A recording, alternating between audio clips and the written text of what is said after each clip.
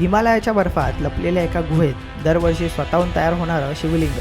कोणतीही मूर्ती नाही, कोणताही मनुष्य ते तयार करत नाही आणि आकार बदलणारा हिमलिंग हे देवाचा एक चमत्कार आहे का, की हिमालयात लपलेलं एखाद्या शतकापासूनचं एक वैज्ञानिक रहस्य? नमस्कार मित्रांनो, स्वागत आहे मिस्टेरियस मराठीमध्ये. आज आपण जाणून घेणार आहोत की भारतातील सर्वात पुरातन आणि रहस्यमय ठिकाण अमरनाथ गुहा, जिथे 10,000 वर्षापासून एकच गोष्ट कायम आहे, स्वतः तयार होणारं बर्फाचं शिवलिंग.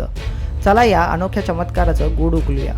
जगातील सर्वात कडाक्याच्या थंडीमध्ये समुद्रसपाटीपासून 12,756 फूट उंचीवर अमरनाथ नावाची एक विशाल नैसर्गिक गुहा आहे. पुराणानुसार एकदा माता पार्वतीने शिवाला विचारलं की आपण अमर का आहात, हे अमरत्वाचं रहस्य मला सांगा. तेव्हा महादेवाने तिला अमर कथा सांगण्यासाठी अशी एक जागा शोधली जिथे कोणताही मानव, प्राणी आणि देव हे ऐकू शकणार नाही. तिथेच त्यांनी पार्वतीला अमरत्व रहस्य सांगितलं आणि आज तीच जागा अमरनाथ गुहा म्हणून ओळखली जाते.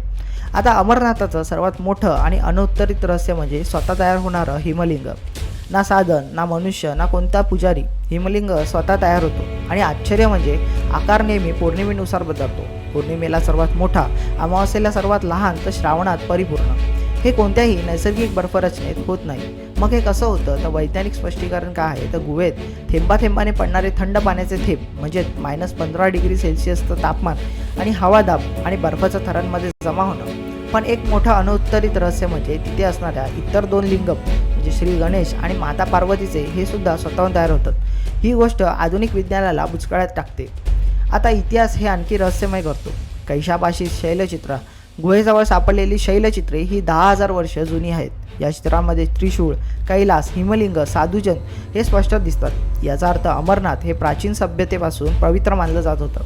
आता पुराणातील उल्लेख म्हणजे नीलतम पुराण, शिवपुराण आणि स्कंद पुराण, सगळीकडे अमरनाथाचा उल्लेख हा स्वयंभू शिवलिंग म्हणून केला जातो.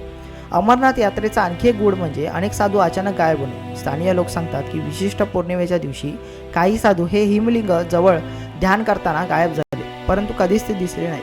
यात किती सत्य आहे हे आजही अज्ञात आहे. शिवाय यात्रेदरम्यान हृदयविकार, ऑक्सिजन कमी होणे, तापमानातील अचानक बदलाने मृत्यूंचे प्रमाण हे खूप जास्त आहे. काही जण म्हणतात ही तपस्या नष्ट करण्याच्या शक्ती आहेत. काही जण म्हणतात हा शुद्ध ऊर्जा क्षेत्राचा परिणाम आहे. शिवलिंग जास्त किंवा कमी का होतो? तर वैज्ञानिक विश्लेषक सांगतात की बर्फाच्या थेंबांवरती थेंब जमा होणं, त्यामुळे गुहेतील भावाचक्र बदलणं आणि थंड वायूचा दाब वाढणं हे कारण असेल. पण प्रश्न एकच की ही प्रक्रिया इतर हिमालयातील 10,000 गुहांमध्ये का होत नाही, फक्त इथेच का? हा प्रश्न आजही उत्तराशिवाय आहे. आता भारत सरकारच्या काही रिपोर्टनुसार अमरनाथ गुहेत इलेक्ट्रोमॅग्नेटिक एनर्जी ही खूप जास्त आहे. यामुळे शरीर स्थिर होतं, मन शांत होतं आणि ध्वनी प्रतिध्वनी वेगळ्या पद्धतीने होतो. ध्यान वेगाने लागतं. काही संशोधनाचा दावा आहे की ही गुहा पृथ्वीच्या ऊर्जा केंद्रांपैकी एक आहे.